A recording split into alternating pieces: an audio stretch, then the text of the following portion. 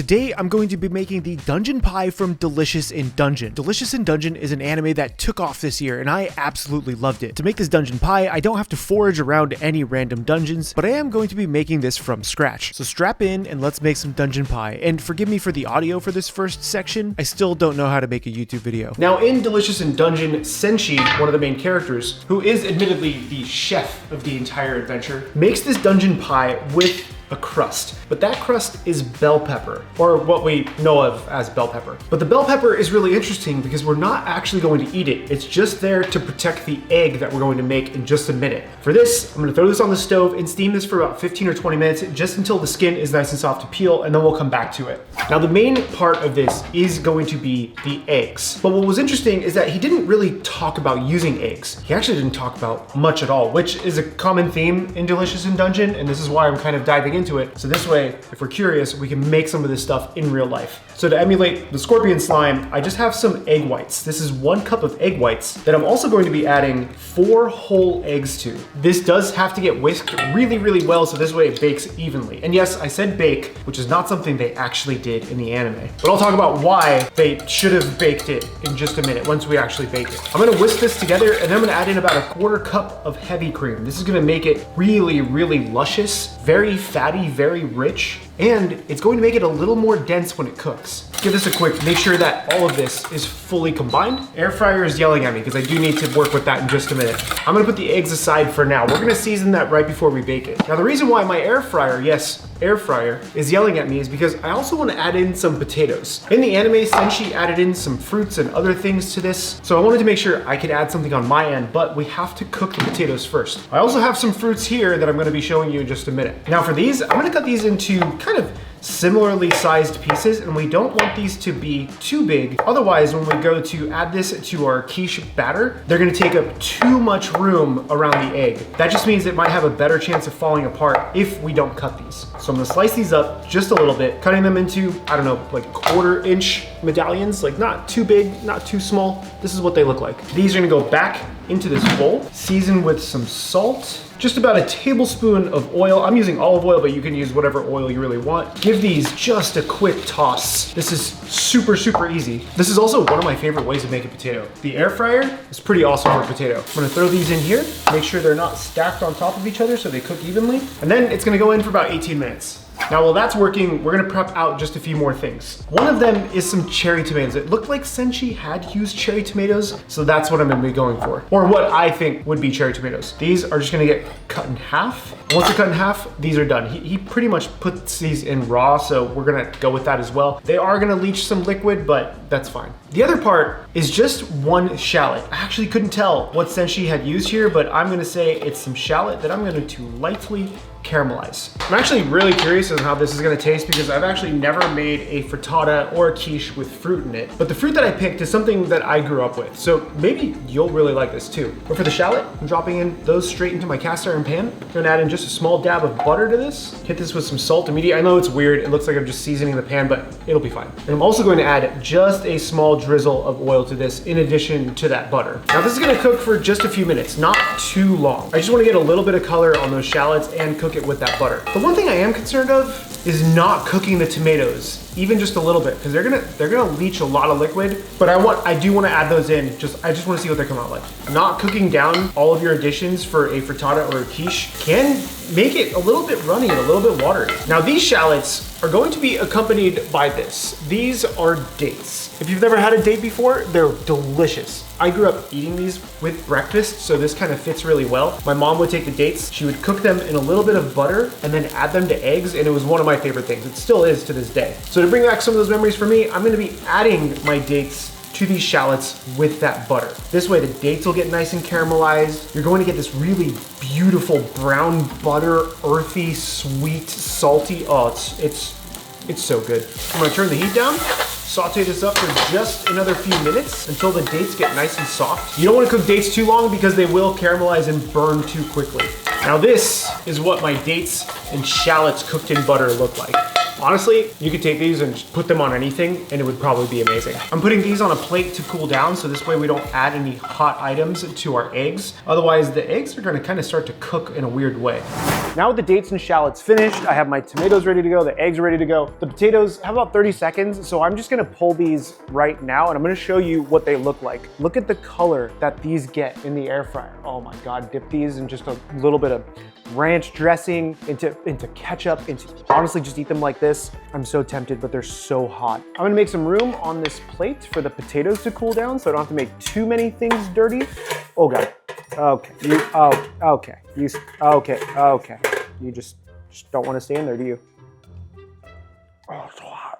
Oh, so good though. Most of our fillings are done. Now I can actually start prepping out the weird bell pepper crust thing that Senshi makes.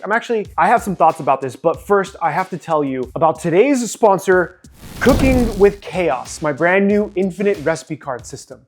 Are you tired of having the same boring thing for dinner every night?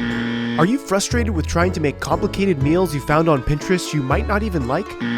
When you're cooking with Chaos, those worries all go away. Cooking with Chaos is a brand new infinite recipe card system that lets you pick and choose from 20 different proteins, 20 different sauces, and 20 different sides. Want something simple? Pick 3 cards and make a meal. Do you want all the chaos? Combine multiple sauces, proteins, and sides for something chaotic and delicious. Making dinner with your favorite person and you both want something different? Pick cards together and make your custom combo. You and your favorite person pick 3 different cards, then roll to see which combo you make. Cooking with Chaos has infinite possibilities. With full ingredient lists on the front and full recipes with macronutrients on the back, you will have everything you need to never be bored in the kitchen again.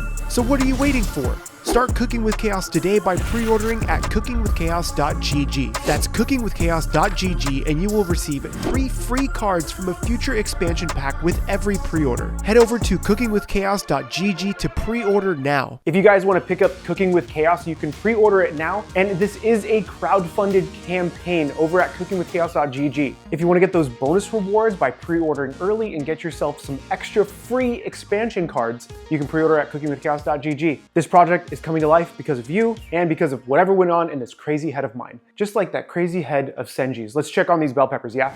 So these look like they should be ready to go. They just want to be, they're nice and soft now, which is good. Alternatively, you can roast these, which I think would add a really nice flavor, but I don't like that Senshi basically said, don't eat these. They're just there to protect the filling. Why don't we just protect all of it? Now these have to be peeled and de-seeded. I'm also gonna start warming up this toaster oven. Why a toaster oven? So this way, if you're at home or if you're in a small dorm or whatever the case is, you can still make this. I'm literally using a portable stove, well, the regular stove too, and a toaster oven to make this. This needs to be de-seeded, just like Senshi had done. Are we gonna be able to pull it out? Yes, this can actually get discarded. You can't really use this for anything. Oh, I'm gonna dump any excess water. Oh, that's so hot. Do the same thing for this. Look at how hot and steamy these are. You see, oh, I can barely hold these, but they're nice and soft too, which is good. Now he does say to peel them. You can do a couple of things. Here's why I like roasting them better or putting them over an open flame like on your stovetop. You can just peel these back with paper towel once they get nice and charred. I'm gonna try to do the same thing even though they've been steamed. So if these are soft enough, they should, this is not working as nicely as it is when it's charred. So let's open this bad boy up and I'm gonna take my knife, I'm going to remove some of this. We do have to pound this out a little bit so this way we can flatten it and put it into our cast iron. Can this, oh, okay, we can get some of it off. See that? Get rid of that skin that's on there. I am gonna open these up though, so this way they can cool down and I can actually handle them. There we go. This can cool down while I'm working with these. I'm gonna flip this over and see if I can peel back a lot of this skin. But the skin is fighting me, so this might take a minute. Okay, the skin doesn't really want to come off. Here's what we're gonna do. We're gonna use our knife skills. Just peel the very top of the bell pepper. You lose a little bit of it, but at least we can get it peeled off. So now we can use this in the cast iron. Honestly, I think roasting them would have been the better option here. I'm just gonna fillet them and be done with it. Sorry, Senshi. this one last piece, and then we can start assembling this thing and putting it all together, but then it has to bake for quite a while. I mentioned we got to talk about their cooking methods, which was wrong. Now in the anime, they did pound these out to get them nice and flat, so this way we can fit them in the cast iron. So I'm gonna try to do that, but not with a mortar and pestle. I'm gonna take a bit of plastic wrap, put it right over the top of this, and I'm gonna be using a rolling pin just to get these nice and flat. Oh yes, it's working. I think that's good. We're not gonna go too far with this because I think it'll start falling apart, but now this can be put into the cast iron. I did mention I want to try to protect and eat everything though, so I'm also going to season this just in case we do decide to eat this. It's just getting a little pinch of salt. This will be enough for 4 portions, so 1 quadrant each, because we're doing 4 eggs plus a cup of egg whites plus everything else. It's going to be pretty hearty as is out of this thing. A big one though is heavily greasing this. I'm using pan spray, but you can use oil or you can use butter or whatever the case is. Using pan spray, I'm just going to wipe it out. Now I have to lay in this bell pepper into my cast iron, trying to make sure I get as much coverage as possible. Ooh, this could, no, this is gonna be good for this size pan, 2 bell peppers. I've never made anything like this before. I think it's really cool. Trying to close up any gaps in this. And it is really, really wet because they're steamed bell peppers versus roasted. So I'm also gonna put some paper towels in there to get some of that liquid out. But you can see how wet that looks on the inside. We're just gonna do one of these, try to absorb some of this liquid. Just like for those of you who blot the grease off your pizza, so the pizza doesn't destroy your stomach. That looks much better, a lot more dry. This is soaking wet. I'm also gonna wipe this disaster down real quick. Now we have some orders of operation. I'm actually first going to lay in some of my potato. So this way we have these beautiful layers of potato throughout versus just kind of dropped in like Senshi had done. We don't really need too many. I think just a couple of pieces is really nice. So this is what it looks like after the potato. And I'm also gonna start layering in the dates and the shallots, just trying to spread these out pretty evenly. This way, when you cut into it, everyone should get a piece of everything. This is what it looks like with the dates and the shallots now. Same thing, I'm gonna layer in some of these tomatoes, not too many of them. It didn't look like he had put a ton of them in there. And then finally, it's time to add in all of the egg and the egg white. But this was not seasoned yet, so I'm gonna go ahead and season it with a hefty pinch of salt. Now, gently we pour this into this pan, and hopefully it holds up the way I want it to. You wanna go gently because if you go in too quickly, you're gonna end up moving around all of the beautiful stuff you just arranged in there. Oh, this is like the perfect amount. I literally did not measure any of this before I decided to make this. I'm gonna do a bit of black pepper right on top. And now in the anime, they do end, oh God, please don't spill. They do end up putting this on the stove and cooking it all the way through. I'm going to start it on the stove and finish it in the oven, and here's why. I used to make this every single day when I worked at a local bakery, and we served this for breakfast. The big thing is yes, you can add in heat on the bottom as direct heat to start cooking the outside of it first. But since this is a custard, if you try to cook custard with direct heat, the bottom and the outsides are going to start overcooking and burning before the center is cooked. So realistically, you do not want to fully cook this on the stovetop. You do have to finish this in the oven. You can already see the outside of this, there's already cooked egg on the outside. So this has only been on for maybe 30 or 40 seconds. I'm gonna put this into the stove at 350 degrees on the middle rack for about 40 minutes. Ow, oh, burn my hand. And now we wait. This is the moment of truth, my friends. It's been about 30 minutes or so, and this thing is looking beautiful. Look at this. Look at that color on there. You can't get that color without using an oven. And honestly, it's a little, has more color on this side than this side, so that's just probably my oven. I probably should have rotated it halfway through, but we're in a dungeon, so we do what we can do. But now I'm gonna let this cool down for another 35 to 40 minutes. We don't wanna cut it immediately. We have to let it settle, and then we'll come back. So it's been about 25, 30 minutes or so, and this thing is still kind of warm, but it should be okay to place down on my cutting board. This thing looks awesome. Look at this dungeon pie. I guess I'll call it dungeon pie. It's fine. But now we have to cut into this and see what it looks like. The resting period is very, very important when you're doing frittata or quiche. You don't want to cut it right away. You want things to like settle down a little bit. Let's go ahead and cut this. Oh, it's so nice and dense, just like I like it from the cream and the eggs. Cooking it slow and low makes a huge difference. If you cook it at too high of a temperature, you'll introduce heat too quickly and it'll puff up a lot. What I'm gonna do is I'm gonna give this a pass on each cutting mark twice. So this way I can hopefully make sure it's perfectly cut and I can get this thing out. This is custardy. I can already tell how custardy this is. Oh, That's nice. This is definitely going to be one of the harder parts because there's no crust, so there isn't a lot to hold on to, but I'm hoping that the egg helps everything hold its shape. I'm also using an offset spatula to try to get this thing out of here. So oh, this just came, look at that. That is beautiful. I'm gonna put a plate here so I don't lose it, but look at that thing. That is a dungeon pie right there. But you can see how there's a hole right there in the side. That's more than likely due to, oh, I almost lost it. That's more than likely due to what I was talking about with the tomatoes. With them, oh, is that a tomato there? Oh, that's a potato. No, that's the date. Oh, this is gonna be a treat. Whenever some of the things are too big, you end up having holes and air pockets like that, but this looks amazing. I can't wait to dive into this. Now, in Dungeon Meshi or Delicious in Dungeon, they don't eat the bell pepper. So I'm gonna try it without the bell pepper first, even though it's kind of adhered to the entire thing. We'll see what this tastes like. Well, cheers.